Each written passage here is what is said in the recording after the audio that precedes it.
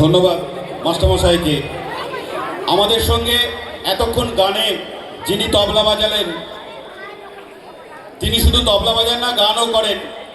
সেই চানক থেকে আমাদের ডাকে সাড়া দিয়ে এখানে এসছে সেই মাস্টারমশাই তুহিন শুভ্র মুখার্জি।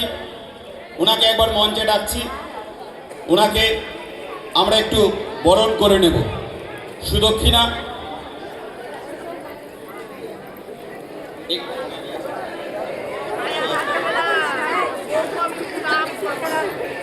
মাননীয় তুহিন শুভ্র মুখার্জি, আপনি একটু মঞ্চে আসুন। এরপরে নাচ আই তবে সহচরী, তারপর রাঙাইয়া দিয়া যাও।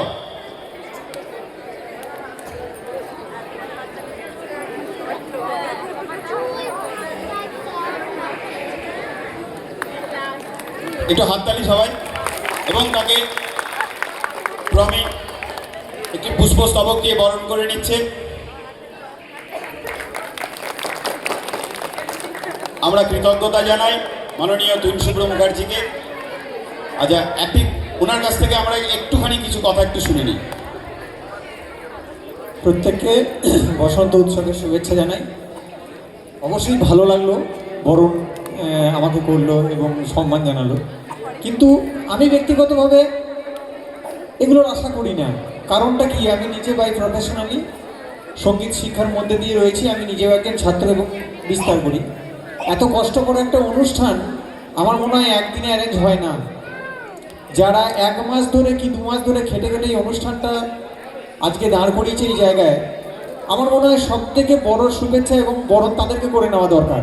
আমি কি করলাম, আমি তো অরিজিনালি এই জিনিসের মধ্যেই আছি, আমি একটুখানি সহযোগিতা করলাম। কারণটা কি, সংস্কৃতি আমার মনে হয় আপনারা যারা গার্জেন রয়েছেন এখানে, অভিভাবক রয়েছেন, আপনারা অনুভব করবেন সংস্কৃতি সব থেকে আগে আমাদের পরবর্তী যে জেনারেশন তাদের মধ্যে দরকার। গান বাজনা নৃত্য যা কিছু সংস্কৃতি রয়েছে, এই সংস্কৃতির সঙ্গে আপনারা অবশ্যই অবশ্যই আপনাদের সন্তানদেরকে জড়িত করে রাখুন। আর একটা জিনিস সবসময় সবথেকে বড় ব্যাপার, প্ল্যাটফর্ম। এই স্টেজটা হচ্ছে একটা প্ল্যাটফর্ম যেখান থেকে আপনাদের ছেলে মেয়েদের মধ্যে আত্মবিশ্বাস হবে। সেইটা আজকে যারা অ্যারেঞ্জ করেছে আমি তাদের প্রত্যেককে আন্তরিকভাবে কৃতজ্ঞতা এবং ধন্যবাদ জানাই। প্রত্যেক বছর আমার যতটুকু ক্ষমতা আছে, যদি আপনারা মনে করেন আমাকে দিয়ে হবে, ডাকবেন, নিঃসংকোচে আমি আসব। আমার খুব আফসোস হলো, আমি কিছুদিন আগে জানতে পেরেছি একবার রিহার্সালে এসেছিলাম।